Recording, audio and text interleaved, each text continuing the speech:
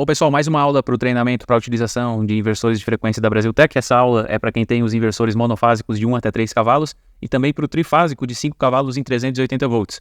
Nós vamos falar sobre as falhas do inversor e como identificar, como verificar o que está causando, o que pode ser feito. E eu já estou com o manual aberto aqui porque isso pode parecer óbvio até para algumas pessoas, mas não para todas. Talvez até não seja óbvio para a maioria. Que essas informações podem ser consultadas no manual, né? Então, se você viu alguma informação lá no inversor, se de repente está escrito OC lá no inversor, aqui no manual está dizendo o que significa OC, significa overcurrent. Está dizendo que você tem uma corrente maior do que o inversor suporta. Então, tudo isso pode ser consultado no manual e para auxiliar aqui essa consulta, eu vou gravar essa aula. Então, estou gravando já essa aula para explicar melhor para vocês. Então, sendo bem direto aqui, vamos falar sobre a primeira falha que nós temos aqui no manual, que é o LU. LU significa under voltage e é tensão baixa, isso é tensão baixa na entrada. Qual que é a possível causa desse problema? É falha na tensão, uma tensão baixa na entrada. Basicamente, o que diz, o nome da falha é basicamente o que está acontecendo já, né? Então, você está tendo um problema de tensão baixa na entrada. Então, qual que é a medida que se pode fazer? Nesse caso, é o óbvio, né? Mede a tensão na entrada e verifica se está tudo certo. Se não estiver certo, vai ter que corrigir isso aí. Não tem como o inversor trabalhar sem a tensão que ele precisa na entrada. A segunda falha é OU. Essa aqui é a tensão maior do que deveria no barramento CC. Na primeira aula do curso que eu falei mais ou menos como que funciona o inversor, falei de maneira mais didática, mais simplória também, apenas para que se tivesse uma noção de como que ele funciona. É muito importante essa noção, principalmente para poder explicar esses outros conceitos, né? E o barramento CC é logo depois que o inversor faz a retificação do sinal ali para se transformar em corrente contínua. E a tensão do barramento CC é muito importante. Ela pode, nesse caso aqui, quando você tem essa falha OU, quer dizer que ela está anormal, que ela está acima, né? E isso pode acontecer por tensão maior na entrada, mas é muito difícil porque o range aqui é bem grande, né? Então dificilmente vai acontecer por tensão maior na entrada, mas pode sim acontecer. Então qual que é a medida aqui? Verifica qual que é a tensão na entrada, se não está chegando uma tensão muito maior do que deveria. Outro ponto importante aqui, eu acho que esse aqui é o mais tradicional talvez, é a desaceleração muito rápida. Quando você coloca uma rampa de desaceleração muito curta e aí está trabalhando com uma carga que dá uma certa inércia. Cargas com inércia, quando o inversor está tentando frear o motor, essas cargas se comportam como geradores de energia, né? O motor vai trabalhar como um gerador graças a essas cargas, então a tensão do barramento CC ela vai se elevar. O que vai acontecer é um caminho oposto, né? Ao invés do inversor estar fornecendo energia para o motor vai fornecer energia para o inversor, mas ele não está dissipando essa energia, então a tensão vai se elevar. Então verifica o tempo de desaceleração e também quando a carga tem muita inércia mesmo e você não tem como ficar esperando muito tempo para desacelerar, aí você usa resistores de frenagem, adiciona resistores de frenagem aí para que eles dissipem essa energia e assim a tensão do barramento CC não vai subir demais. Terceira falha, OC, quando a corrente está muito alta na saída. Então pode ser alguns motivos aqui, pode ser que o inversor e o motor eles não estão casando, de repente a potência não é compatível, né? De repente o motor está com uma potência maior do que o inversor suporta, pode ser que você está com baixa tensão na entrada, e aí o inversor acaba tendo que compensar isso aumentando a corrente, né? Pode ser que o tempo de aceleração ou desaceleração estão muito rápidos, pode ser que a sua carga tem muita inércia e pode ser alguma anomalia também na carga, de repente por algum motivo deu algo errado lá na carga e isso acabou causando uma sobrecorrente, então. E quais são as medidas aqui, né? Verificar a potência do inversor, de repente você vai ter que considerar um inversor maior. Verifica qual que é a tensão de alimentação, ver se está correta, se os cabos estão bem apertados também, porque pode ser de repente que um cabo mais frouxo talvez está causando essa queda de tensão, né, uma contato. Verifica também o tempo de aceleração e desaceleração, se necessário acrescenta tempo, né, aumenta a rampa de aceleração ou desaceleração. Verifica os componentes apropriados para frenagem, né, de repente se é na desaceleração que está ocorrendo essa sobrecorrente, verifica se os seus componentes, o resistor de frenagem, tudo isso está adequado ao que está especificado no manual. E também verifica alguma possível anomalia na carga. Isso pode estar acontecendo e isso causando uma sobrecorrente. Pode estar ocorrendo algum problema com a carga, né? E de repente um rolamento estragado ou a carga em si que está em cima de uma esteira, por exemplo, talvez algum problema está causando aí uma sobrecorrente no inversor. Então verifica a carga também. Quarto erro aqui, OL. Isso aqui é uma sobrecarga no inversor. Então verifica todas essas causas do problema anterior aqui. Verifica também se a carga não é muito grande para o motor, pode ser que isso está causando também uma sobrecarga no inversor. E também pode ser que a curva entre tensão e frequência está configurada de maneira errada no inversor.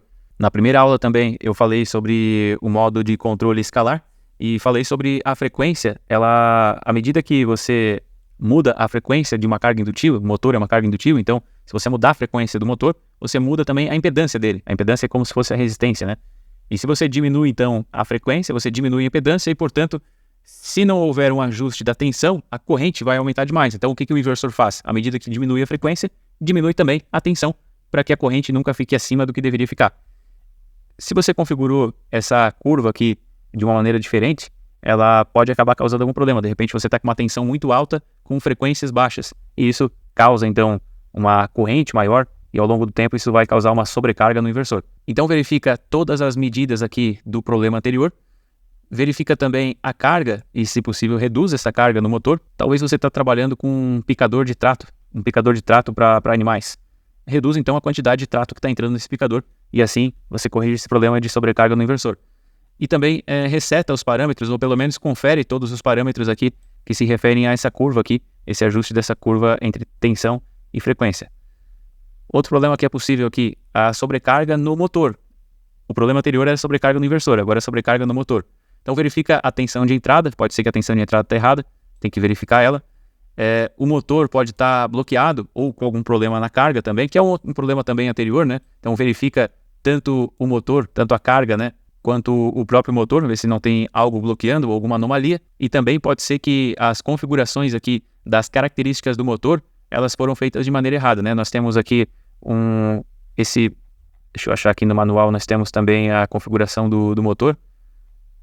Aqui, é no grupo 3. No grupo 3 nós temos as configurações do motor. E se você configurar algo errado aqui, de repente a tensão do motor está errada, a corrente do motor está errado, aí você vai ter problemas, também pode ter problemas do inversor indicar uma sobrecarga quando na verdade não tem, né? No grupo também de proteção, deixa eu localizar aqui, ó, grupo de proteção, você tem a configuração da proteção de sobrecarga, se vai ter ou não, quantos % da corrente nominal. Então, essas configurações erradas também podem acabar causando um alarme falso aqui, né, de sobrecarga no motor. Então, ou reseta os parâmetros e configura tudo de novo, ou pelo menos verifica esses parâmetros. Tem o erro SC também, que é short circuit, isso aqui é curto-circuito na saída. Então, verifica as causas da falha OC, novamente a falha OC, né, verifica essas causas, que pode ser que as mesmas causas aqui podem estar causando uma falha de curto-circuito na saída. Verifica se os terminais U, V e W do inversor ou o aterramento também, eles não estão em curto-circuito. Pode ser que a placa de controle ela não esteja conectada, pode ser que de repente se perdeu essa conexão.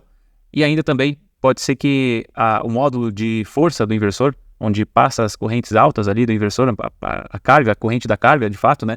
Pode ser que algum dos componentes foi danificado. Então, quais as contramedidas aí, né? Verifica as contramedidas da falha OC, verifica se não tem nenhum curto-circuito na saída, tanto nos terminais UV e W do inversor quanto do próprio motor, ou no caminho também, né, nesses cabos aí que estão no caminho, vê se não tem nenhum curto-circuito, se a isolação está ok. Verifica se os conectores da placa de controle do inversor eles estão bem conectados. E aí, se for algum problema no módulo de força, aí não tem o que fazer, infelizmente, vai ter que mandar em alguma eletrônica para realizar esse conserto. Outra falha que nós podemos ter é SPI, que é falta de fase na entrada. Então você pode verificar as fases na entrada, ver se está realmente faltando alguma fase ou não. E você pode também verificar os cabos na entrada, ver se nenhum deles está com mau contato ou algo nesse sentido. Isso serve, lógico, para um inversor de 5 cavalos trifásico e 380 volts, né? Os modelos monofásicos não vão ter esse problema com falta de fase na entrada, porque se faltar uma das fases, se você estiver trabalhando com 2 fases e faltar uma delas, ele vai ficar sem alimentação e vai desligar. Tem também problema de falta de fase na saída. E aí pode ser que uma das fases na saída de fato está faltando, ou pode ser que elas estão muito assimétricas. Lembre-se que nós temos a defasagem aí de 120 graus entre as fases, né?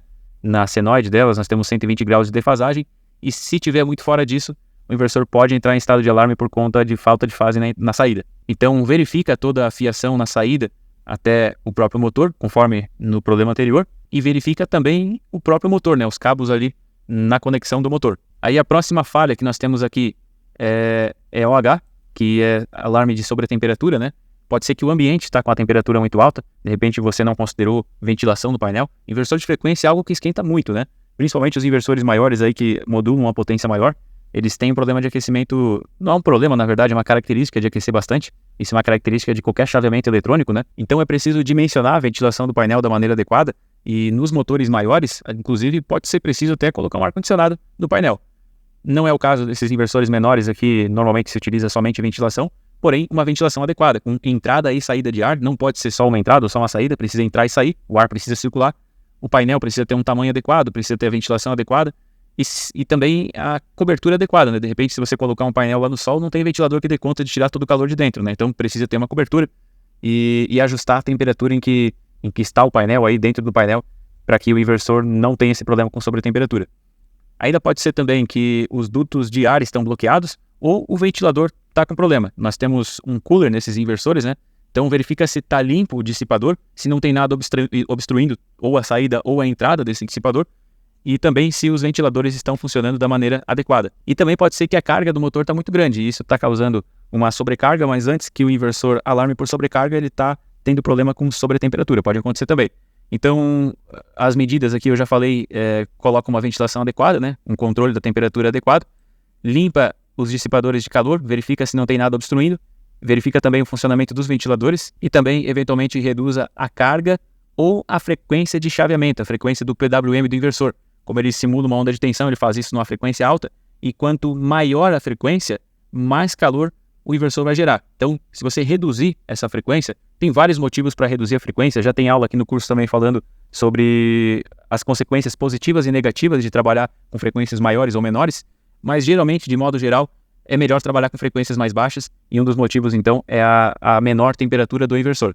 Nós temos um outro problema aqui que é relacionado ao PID, que é a falha PIE, e nesse caso é o sinal de feedback que está perdido. E aí é preciso verificar a conexão desse sinal, então, ver se o sensor que está conectado no inversor está conectado da maneira correta e se ele não queimou, de repente também. Nós temos a falha EF, que essa é uma falha external fault, é uma falha que ela vem de um sinal externo. Lembrem-se que nas aulas anteriores eu falei como colocar uma falha no inversor, né? Teve aula onde eu falei de que com uma entrada digital você consegue colocar um sinal de falha. E nesse caso, então, se o inversor entrou em estado de alarme com a falha EF, quer dizer que essa entrada do inversor que foi configurada para imputar essa falha, então quer dizer que essa entrada ela foi habilitada. Então verifica o que está acontecendo, qual que é o dispositivo que está conectado nessa entrada, de repente pode ser um CLP, pode ser algum outro controlador, pode ser, enfim, qualquer outro equipamento, verifica esse dispositivo porque a princípio ele está com problema. A outra falha, EEP, é uma falha na memória EEPROM do inversor. Pode ser que os parâmetros de leitura e escrita estão com algum tipo de erro, pode ser que essa memória ela teve algum problema de fato e foi danificada. Então, uma possível solução é resetar o inversor para todas as configurações de fábrica e se for realmente um problema na memória EEPROM, aí somente substituindo mesmo. Falha NCE significa que o contator interno ele não está fechando, o contator que habilita a alimentação do inversor ele não está fechando, e isso pode ser causado por tensão baixa na entrada do inversor. Quando se tem pouca tensão ele acaba não conseguindo fechar. Pode ser que esse contator está com um defeito, pode ser que ele foi danificado, ou pode ser que outros circuitos foram danificados e por isso não está chegando a alimentação dele. Então verifica a tensão na entrada, verifica o circuito desse contator, né, se não tem nenhum problema, e também caso seja um defeito mesmo de componente, aí você vai precisar fazer a manutenção em alguma eletrônica especializada. Temos a falha OPSE, que é uma falha do sistema. Nesse caso, pode ser ruído externo, um ruído externo muito significativo, né? E aí precisa adicionar filtros que atenuem ou eliminem esses ruídos que estão causando esse tipo de problema. Ou ainda, se não for problema com ruído, se isso não resolver, aí você vai precisar também mandar esse inversor para manutenção, porque pode ser algum erro mais grave. Nós ainda temos o erro CF, que é a detecção de corrente, o sinal de corrente aqui. Essa detecção está com algum problema. Pode ser que o sensor dessa corrente pode estar danificado, pode ser que o sinal está com um contato ruim, pode ser um mau contato aí nesse sinal de leitura de corrente, né? Ou ainda problemas em outros setores aqui também do inversor. Em todos esses casos, você vai precisar mandar para uma assistência, porque de qualquer forma pode ser que, se for o primeiro problema que seja no sensor, vai ter que fazer a substituição, sensor de corrente do inversor. Se de repente está com mau contato, vai precisar ser verificado esse sensor e também, de repente, corrigido esse problema de mau contato. E a menos que você deseje, de repente, verificar se tem algum cabo solto ou algo desse tipo, talvez você consiga fazer, mas se a sua especialidade não for eletrônica, vai ter que ir para uma assistência, inclusive porque pode ser algum outro problema também que está causando aí uma falha na detecção da corrente. E a última falha que nós temos aqui é falha na comunicação, que é CE, né? Isso aqui significa que ou a conexão foi perdida, a comunicação foi perdida, ou ela está muito ruim. Então, quais são as contramedidas? Verificar as configurações da comunicação, se elas estão feitas da maneira correta, e também verificar a questão física, né? Isso é bastante complexo, se você conhece de rede, vai saber que tem muitas variáveis, né? Eu conheço pouco de rede, mas ainda assim eu sei que são várias questões que precisam ser observadas, desde um rompimento de cabo até interferências, redes muito longas, além do que se poderia ter, e isso pode estar causando uma interrupção, de fato, na conexão, ou de repente uma estabilidade ruim, enfim. Então, aqui é um problema, se você verificou as configurações, elas estão corretas, aí esquece o inversor e vai verificar como que está a parte física dessa conexão, ver se não tem algum outro tipo de problema. E basicamente é isso. Então, o manual está aqui, essas falhas aqui, essas contramedidas para o que é mais tradicional, né, de acontecer, mas você tem uma série de configurações aqui que pode fazer nesse inversor também. Então, estudem o manual. O manual ele tem as informações necessárias para que as configurações possam ser feitas, para que as correções possam ser feitas também. Então, estudem esse manual aqui, vai ser importante para trabalhar com o inversor da melhor maneira possível. Se você tem alguma sugestão, alguma dúvida, por favor, deixe um comentário, porque isso nos ajuda a trazer o conteúdo correto aqui para o canal, conteúdo que de fato é relevante para quem está precisando trabalhar com esses inversores da Brasiltec.